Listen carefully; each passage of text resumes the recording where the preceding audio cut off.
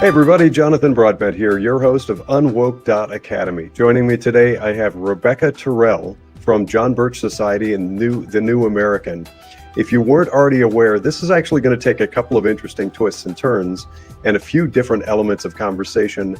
You know us at UnWoke Academy, our mission is follow the money. And there's hardly anything easier to follow the money than anything climate change, Green New Deal types of stuff. But there's also an interesting element because if you've been watching my show for a while, you know that I have a background in volunteering for fighting for K through 12 education. That was via a board and territory chair position at Protect Ohio Children. And as an offshoot of that, I became aware of something called the Freedom Project Academy. All of that actually ties back to a wonderful organization called John Birch Society. I've been a multi-year member. I follow them. And yes, if you have heard negative things, don't tune out because most of it is probably all of it is hogwash and bad stuff that's made up by the nefarious left to try and get you to not pay attention to John Birch Society. Specifically, today, we're going to drill down into a documentary that's coming out next month in April 2025 called Unearthing the CO2 Pipeline. And that's what Rebecca Terrell has joined us today to talk about. Rebecca, tell us your role and what you're doing with this documentary. Well, thank you so much for that intro. And absolutely, I have to underscore, of course, if the left is talking badly about you, that probably means you're doing the right thing. So we welcome any advertising, but that bad advertising from the left is just wonderful. It's music to our ears. So as you know, you would probably agree with that about your own show. So our documentary, it sounds like a very regional problem. The carbon capture pipelines are coming to the Great Plains, going through very valuable farmland. And of course, this is something to be very concerned about, right? But it's kind of like, well, that's kind of a Midwest problem. No. Our wonderful folks at the Federal Department of Energy have 96,000 miles of this carbon capture pipeline planned for our country, including Alaska and Hawaii. So this is coming to a neighborhood near you. You need to sit up and take notice because this is literally lethal. In the case of an accident, when these pipelines have ruptures, and we already have several on record. One particular at Satarsha, Mississippi, that was, if it had, the emergency crews who responded to it said that if it had happened later in the evening, it happened in the evening, but if it had happened later when everyone was asleep, the entire town was right outside a little town in Mississippi. The entire town would have been dead because when a carbon capture pipeline ruptures, the carbon is heavier than air and it displaces oxygen. Carbon dioxide is what is in your fire extinguisher. It's what puts out the fire, because when fire is deprived of oxygen, it can't burn. Also, your internal combustion engine in your car needs oxygen. And that's why people who were gasping for air when this happened outside Satarsha, Mississippi, they were running to get in their vehicles and try to get away. Vehicle wouldn't start. So there were a lot of people who did nearly lose their lives. It was because of the quick thinking on the part of the emergency crews and the fact that the wind might blow a different way and suddenly the carbon dioxide is out. It's not like carbon monoxide. It doesn't. The residual effects don't stay with you. Once you get oxygen, you can be revived. So now I've gone down a little rabbit hole of talking about the safety issues, but that's not, the safety issues are only the tip of the iceberg when it comes to these carbon capture pipelines. Jonathan, are you familiar with the carbon capture pipelines? Have you heard about it in your area where you are? Not in my area, and I've got to actually say that my greatest familiarity with the issue really comes from the two teasers, the trailers that you were kind enough to share with me. When we had the meeting with the rep from Summit, he said to us, either you cooperate with us now, or when we get eminent domain, we'll put the pipeline wherever we want on your land. And Dan Lederman with Summit came up to me and he said, I'm going to tell you one thing, Suzanne, if you plan on putting the depth deeper than 4 feet, we will sue you, we will sue the rest of the commission, and we will sue your county. Summit comes into our commissioners' chambers. They've been rude, they've been pushy, they've lied to us. Their whole approach has been to intimidate people.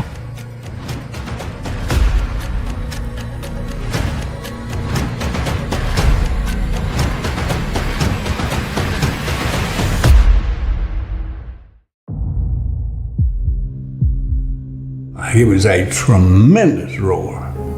Tremendous roar. Get the kids in the house. I said, why? He said, the pipeline has exploded. That's an 1,800 foot, what they call the kill zone. That's lethal. If you're within that range, you will be killed. 1 liter of liquefied carbon turns into 20 cubic yards of gas in a millisecond once it reaches the atmosphere. And then you just have this bursting cloud of gas.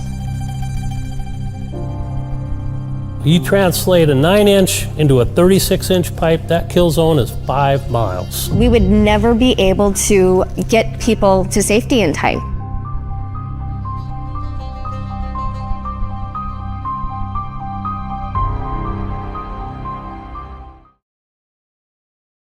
Coming back from that break, Rebecca, can you dive into these 2 teasers for us and tell our audience what we're seeing here? Right. Those teasers really say a mouthful. So what we are talking about is of course, the whole goal is to save Mother Earth, and from whom? The enemy. That's us, right? Humans are the problem. That's always the message in all of this Green New Deal and all of the, net zero and save the earth.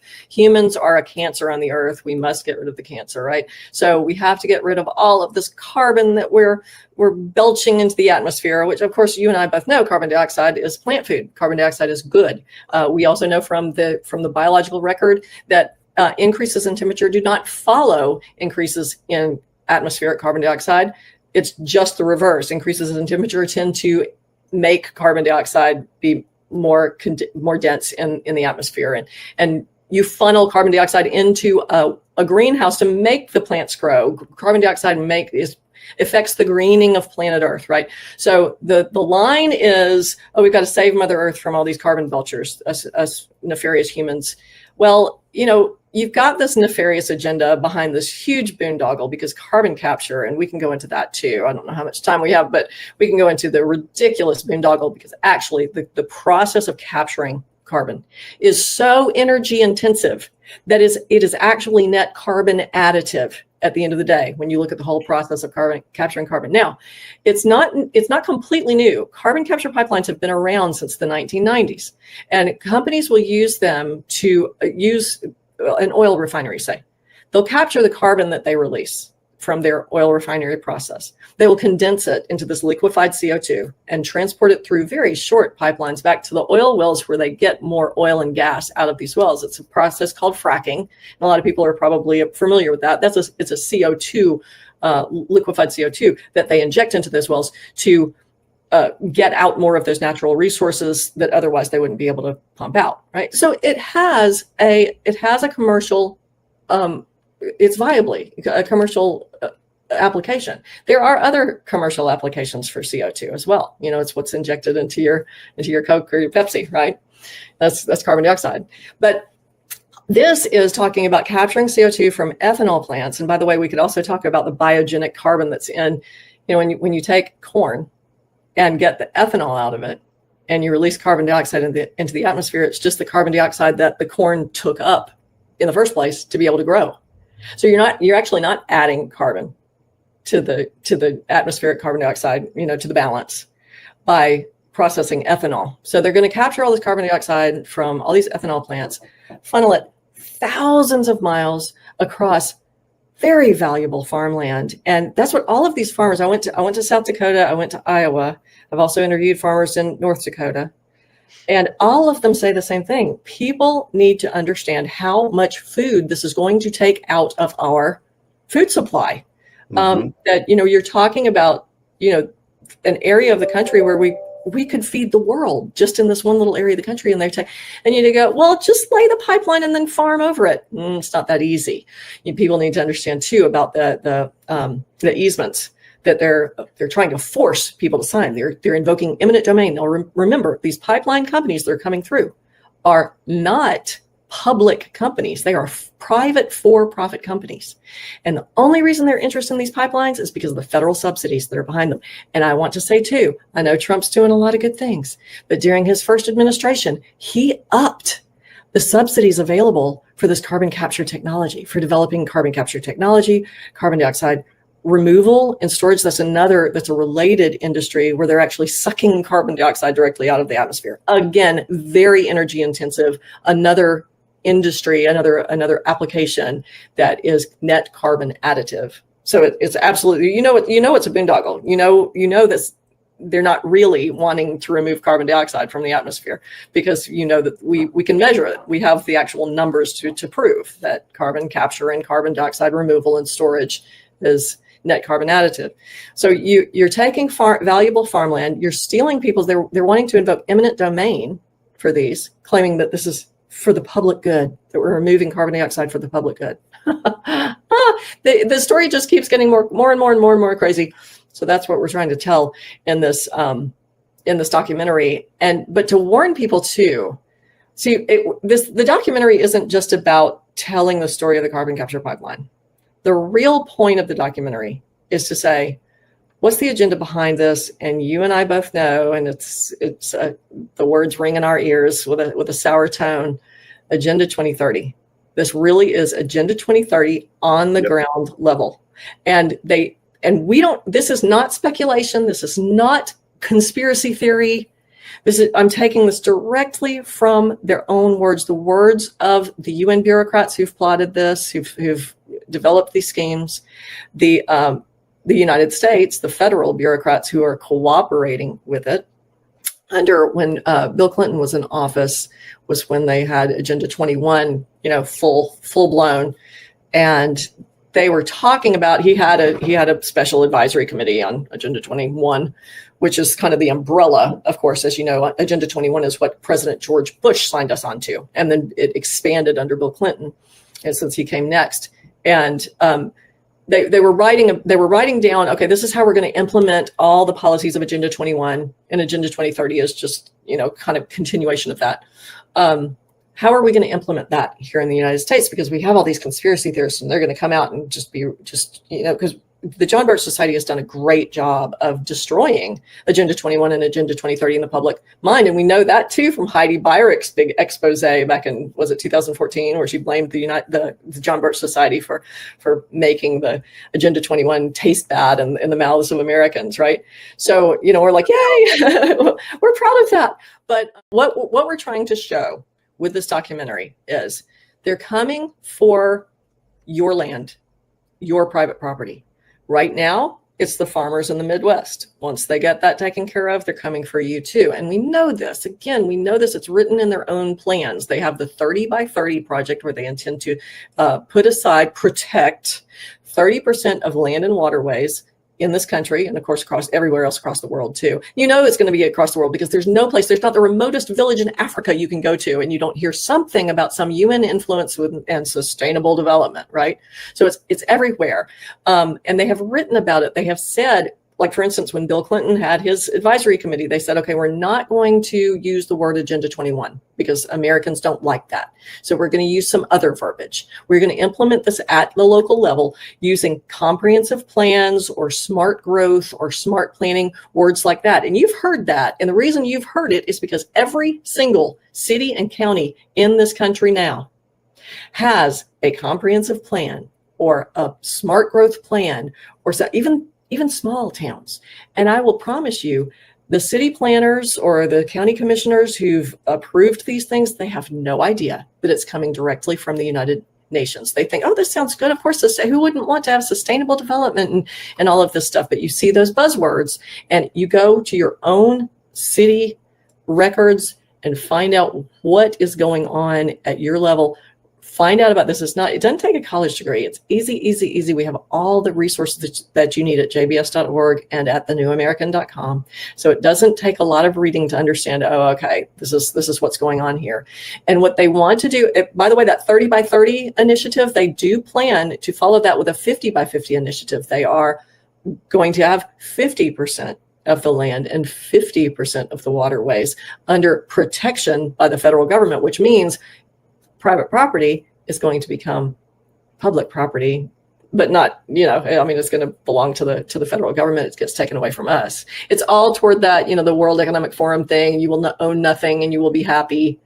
Yep. It's the goal is that. And again, and where you say, okay, where are all the people going to be? 15-minute cities. Again, this is not conspiracy theory. Carlos Moreno, one of the UN, darlings, coined that phrase and wrote the book, The 15-Minute City, and what it means in the future and how it ties in with Agenda 2030. And it has the stamp of the blessing of the United Nations, his research in his book.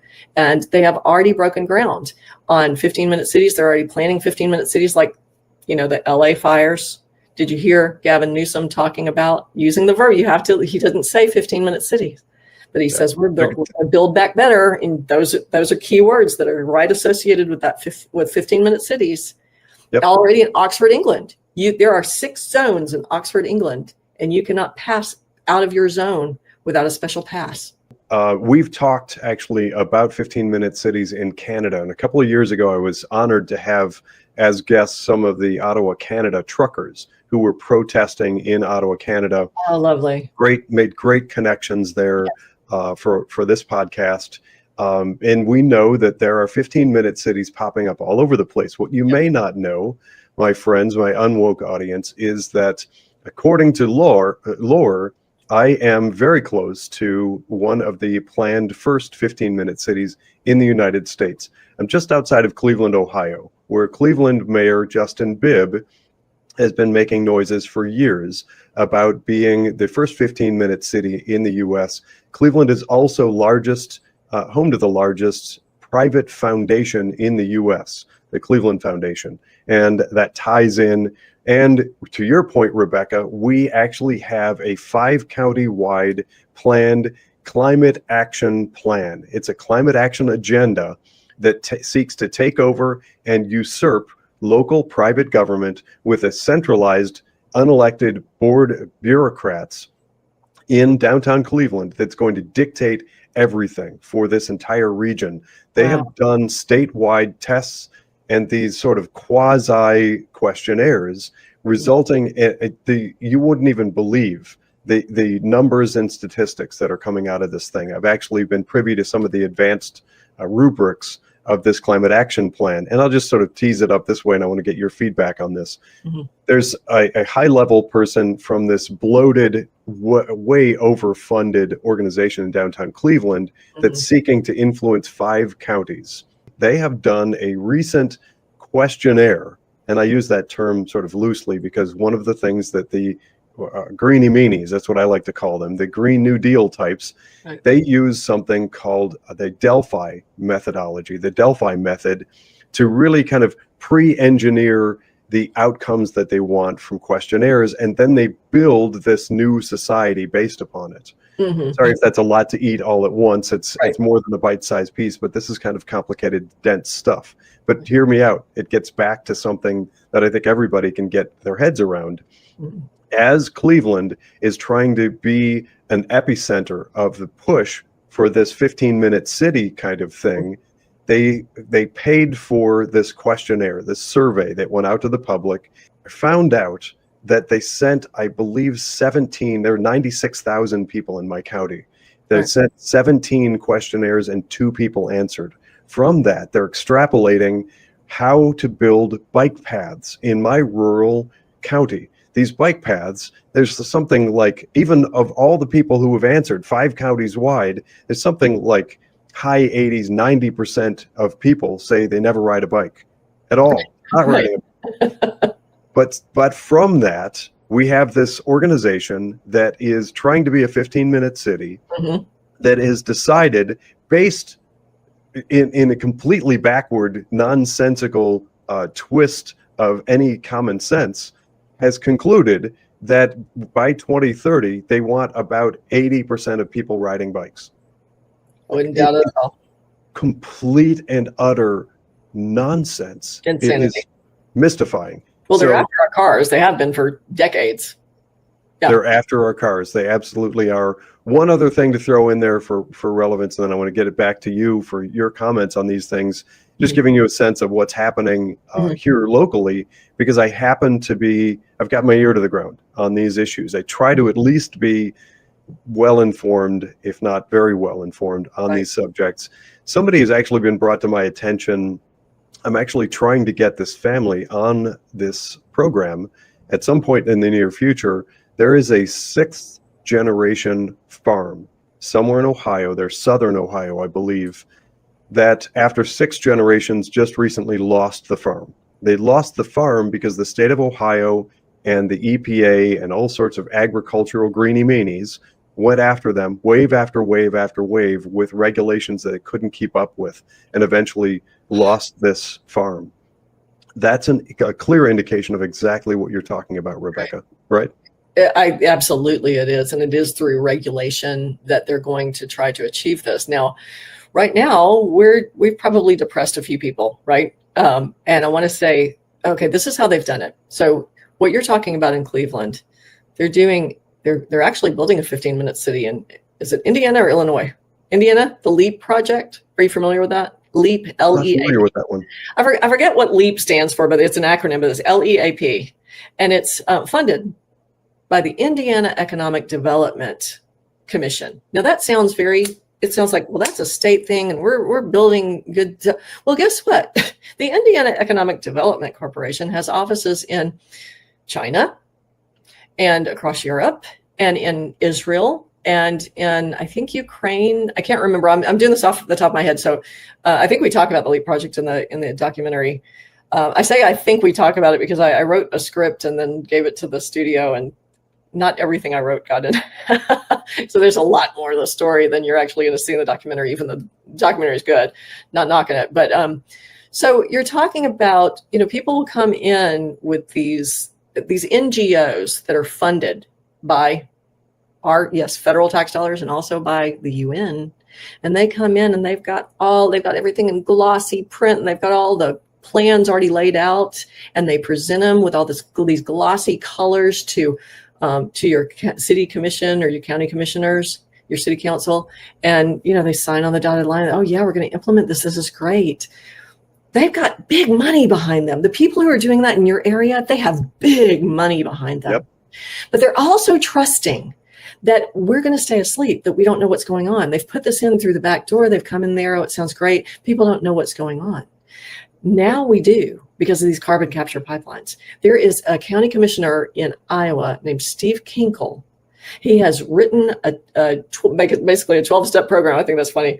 I think it's actually 12 steps of what counties need to be doing right now to protect themselves against all of these, not just carbon capture pipelines, but all of these Agenda 21 plans that are coming down through the comprehensive plans and the smart growth and all this stuff and you can look in the President Bill Clinton's, advisory committee. They had what was called the Millennium Papers. And I'm quoting directly them saying, we can't use the verbiage. We can't use local Agenda 21. People will balk at that. We have to use terms like comprehensive planning and smart growth. Those are quotes from them. These are verbiage that they made up, and they have it down in black and white. You can read that they've said this.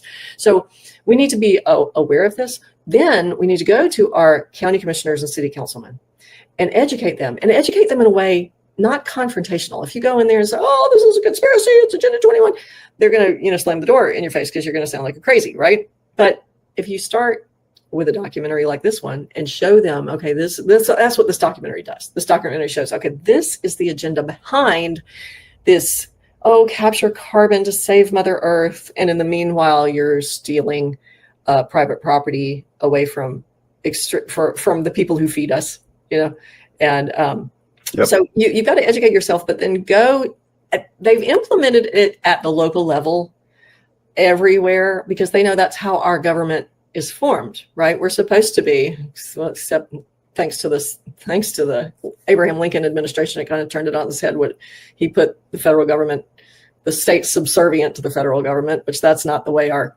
country was founded. The states were supposed to tell the federal government what to do and not the other way around, right? But they've implemented it at the local level because they know things happen in this country at the local level.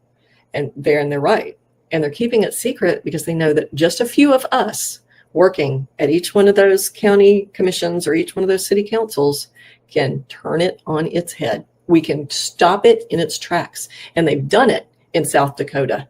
Those people have got together. I don't know if you know the story of South Dakota, but the documentary will tell part of their story. Part has happened since, goodness, I started interviewing people last summer. So, it takes a while to put one of these documentaries together, and a lot happens in the meantime, right?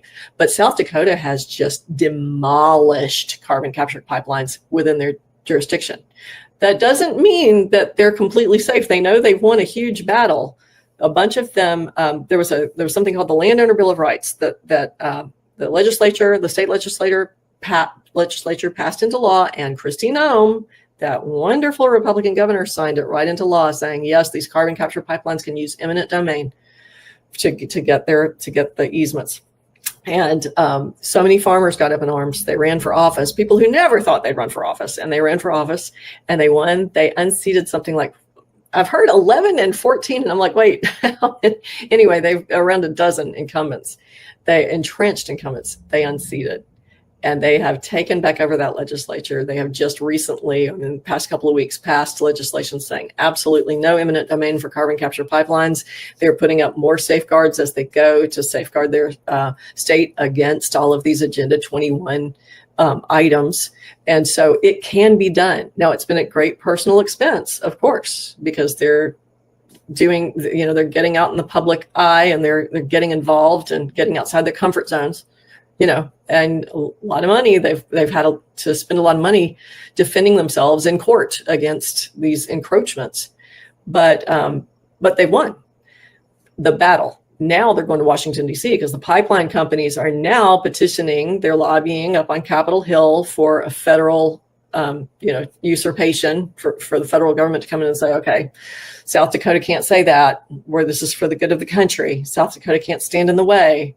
And we're worried just because, Trump was one of the ones, every single administration since the 1990s, whether they're Republican or Democrat, every single administration has upped the amount of subsidies that these companies can get for building carbon capture pipelines. The reason it exploded under the Biden administration is because, yes, you guessed it, Biden really upped the subsidies. He had the 2021 Infrastructure Act and then the 2022 Inflation Reduction Act, and there were literally billions of dollars dedicated to carbon capture pipelines in both of those bills. And even more billions dedicated to developing, updated carbon capture technology. Another reason to be concerned is because everyone's darling right now, Elon Musk, you can go on his website. Oh, I can't remember the website name. I need to get that for you, Jonathan, so you can put it, there for your listeners. But he has competition right now.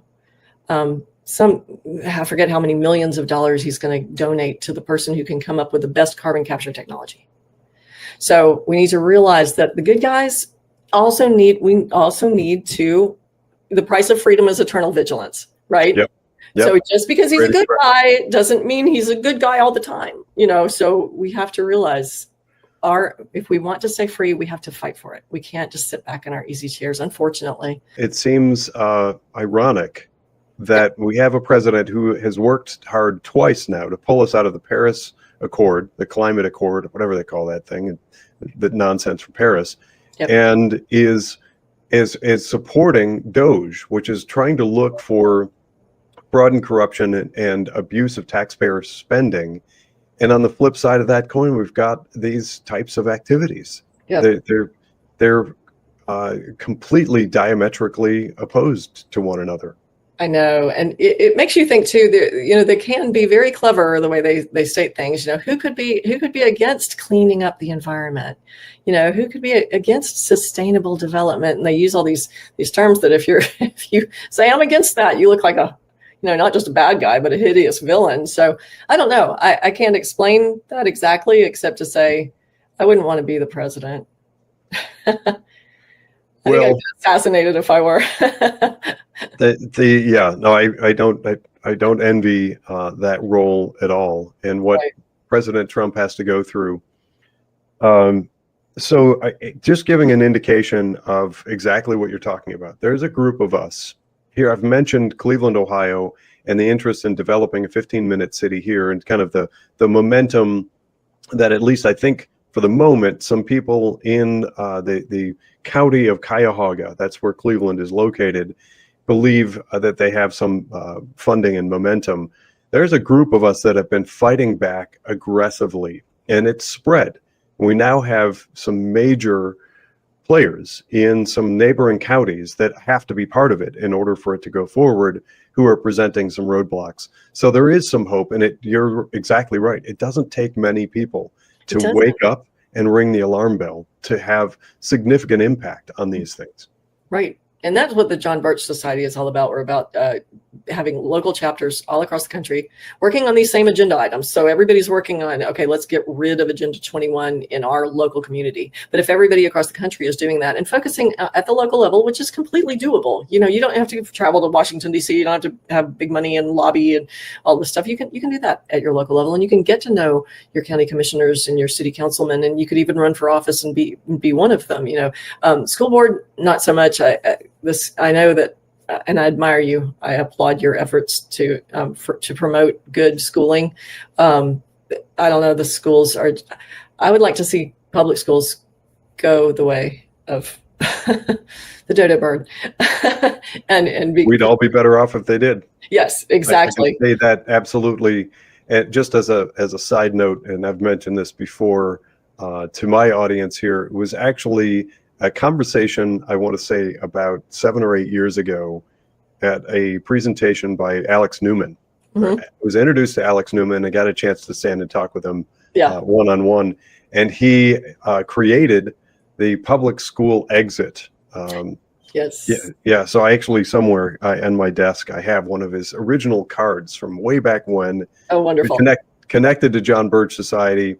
And part of the reason, or actually the Freedom Project Academy, I don't know when it was formed. It may predate that, but that is something that I completely agree with you. Having spent years really immersed in, and I'm one of the co-creators of the Academic Accountability Project, which looks at the performance and analytics of public schools.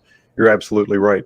And the reason that I wanted to kind of delve just for a moment to give some relevant context to education and how broken and bad it is because that same metric and what we're seeing through DOGE and things like USAID and our federal Department of Education can be applied to many of these things. Here, just at the local level, that organization based out of downtown Cleveland that we've had opportunity to delve into and lift the hood and look through the books and see what they're spending money on, like something they want to paint the one wall, put a mural up that's $280,000 or whatever they want to spend on this mural. And it's just endless, anything but the mission. And getting back to grooming in the public schools, they're grooming children. Oh yeah. And if you think your children are exempt, they're not. If your children are in public schools, they are being groomed right now. Grooming and indoctrination. Yes. It's those two. Yes. And I use the catchphrase when I reference education in the US, last place, most expensive. That's where we are. We are approximately last place of any developed nation, and we are by magnitude more expensive. Right. Just the amount of money that flows through to not educate children and really race bait, gender confuse, sexualize, and torment them is egregious and awful. But again, we can apply the same expensive failures to all of these things. For instance, that organization, and I'm not trying to exclusively single them out, but in my book, they, at least for me, give a good reference point, and there's something that I can point to and very specifically know the expenses and where they're failing. So that organization in the 70s was formed to manage infrastructure in the form of roads and bridges. Come to Northeast Ohio and drive around and experience the roads and bridges. They're dilapidated and we have horrible potholes everywhere. So they have done an absolutely atrocious, horrible job at 50 times the cost that should be done to not do the job. Now, all this is happening in all of these metrics where there are people that reference Elon Musk and Twitter, now X, and say, maybe we should do the same thing with our government that he did with the staff at Twitter. Cut it by about 80%, cut way back on expenses, and then let the thing flourish. Right. That, I think, is where we should be looking in many of these places. Cut way back on government spending and the budgets of these places.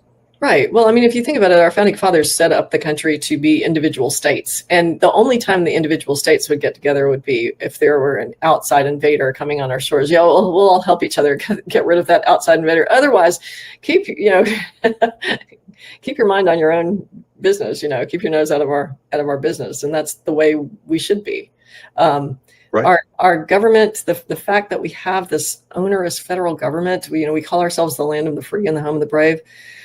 I think that there are freedom loving people here, and I think that we do have brave people among us, but no, we are ruled by federal tyrants. And it's just like you said with the example of the sixth generation farm that was lost in southern Ohio, that it was because of regulations. And it goes back a long time. It's been going on. It literally has been going on since the Lincoln administration. I know I invoked him earlier, and I do. A lot of people say, "Oh, Obama was the worst president we ever had." No, FDR was the worst. No, Abraham Lincoln was the worst president we've ever had. He turned all of that on its head. He made the states subservient to the federal government. He founded the Department of Agriculture. He actually launched the federal bureaucracy was really launched in the administration immediately prior to his with the Department of the Interior, because until then, the federal government had a land office, Bureau of Land, something that managed federal lands.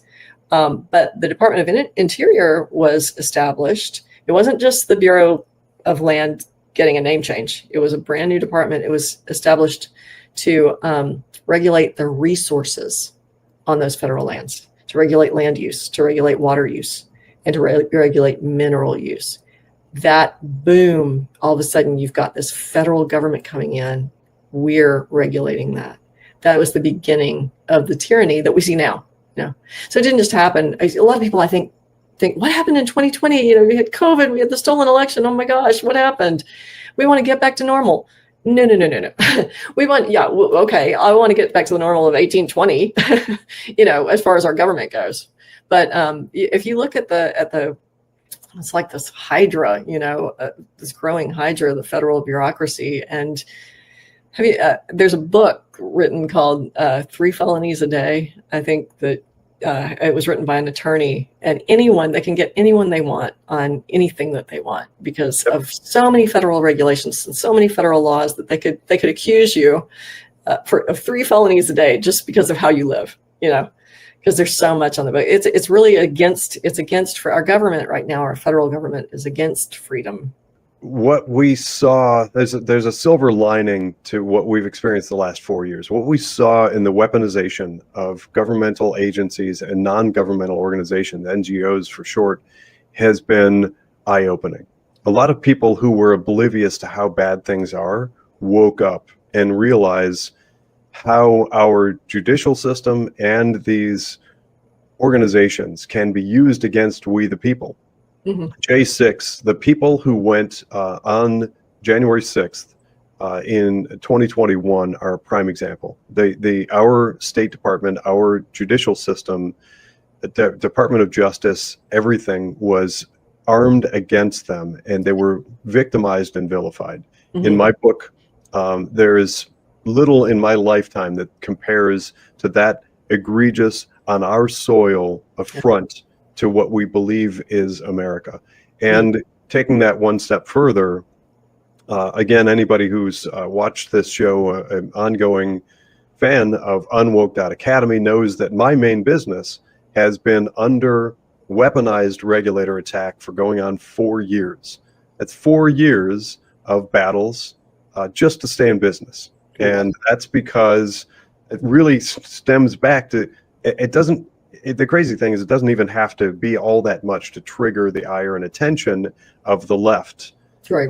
It's because I was standing up against masking and abuse of children and fighting and advocating for actual education in K through 12. Right. I got on the radar, and then the dominoes fell. But I bring that up to say, I'm still here, I'm still smiling, and I'm still fighting. So if you come across those things, I'm interjecting this message as, I hope, a message of hope to you, my brothers and sisters, my patriotic subscribers and listeners, when the fight hits you. And I think it's just a matter of when, not if. Be prepared to fight, and know that there are a lot of people out here that are fighting back against the woke nonsense. If you're not already a fan and following John Birch Society, two things I recommend going to. What's the website? Is johnbirchsociety.org. It's actually jbs.org. That stands for John Birch Society. Super easy. I know I can go there, and if I start typing, it probably just pops up in my auto populate. jbs.org. Go there, sign up. If you become a member, you get a magazine. It's called the New American Magazine. It's always chock full of great informative stuff. It keeps you up to date on these kinds of issues. And Rebecca, tell us the date. When does this documentary come out on the CO2 capture pipelines? We chose Earth Day 2025 to premiere the documentary April 22nd, Earth Day. And Earth Day has been going on since 1970. They created it back then, all the tree huggers. And in a recent issue of the magazine, I compiled a bunch of quotes from the creators of Earth Day, all of their spectacularly failed predictions. There is not one prediction that they made back then or since that has ever come true of any of this eco-catastrophe that they're always, predicting. So it seems like we're on the 12th or 13th or 20th iteration of this climate disaster alarmist stuff. And every time they say in about 7 to 10 years, Earth is going to fail, and the penguins and the polar bears are going to die. And we're going to be past the tipping point. Yeah. Right. But back then in 70, it was the coming ice age. Remember? Oh yeah. It was, we were going to freeze. Now we're going to fry. So that's why they changed frying, global boiling, global mayhem. It's all climate alarmism. Yes. And it just seems to me like Al Gore, every time they do it, at least one new billionaire is minted. Yes. Isn't that interesting? And that's the thing. All of this stuff, you have to look who's funding it. It's always the same. Bank of International Settlements. Go there. It's always Bank of International. They fund both sides in any war since World War II. Bank of International Settlements, and they're in Switzerland, of course. And there's no government that regulates them. Their profits are entirely tax-free. They funded both sides. They were behind the launch of the euro when it came out. Everything is funded through the Bank of International. It's the central bank of central bankers. So, and it's also where all our gold went from Fort Knox when we went off the gold standard. And something tells me we could have fun in another perhaps follow-up episode. We could talk all about centralized banking, digital currency, and all kinds of things connected to capital markets and their manipulation. Because they tie right in, that actually ties right into the 15-minute city too, because your money will be programmable and you won't be able to use it outside of your 15-minute city. So, everything ties in. I'm going to interject one last food for thought because it just occurred to me, it's something you said moments ago, and I continue to wonder about this, and maybe this will be a little tease up to a future conversation if you'll come back on in the future and join us again. Absolutely. And that is what happened to all the organizations. When I was growing up, there were all kinds of organizations that touted themselves as champions of various causes, from people for the ethical treatment of animals to women's rights to all kinds of things. And now that we see virtually all of that in jeopardy and disappearing, those organizations are nowhere to be found.